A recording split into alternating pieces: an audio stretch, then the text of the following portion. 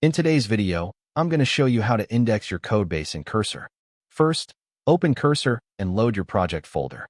Indexing allows Cursor's AI to understand your entire codebase, making its suggestions more accurate. Next, Cursor usually starts indexing automatically when you open a project. You may see a progress indicator showing that your files are being processed. If indexing doesn't start, open the command palette and search for options like Index Project or Reindex Codebase. Then select it to begin manually. Make sure all your important files are included in the workspace and avoid excluding folders that contain key logic. Once indexing is complete, Cursor will be able to answer questions, generate code, and make suggestions using your full project context. You can also re-index anytime if you make major changes to your codebase. And that's how you index your codebase in Cursor for better AI performance. And that's it. Thank you for watching this video. Please feel free to use our affiliate link in the description.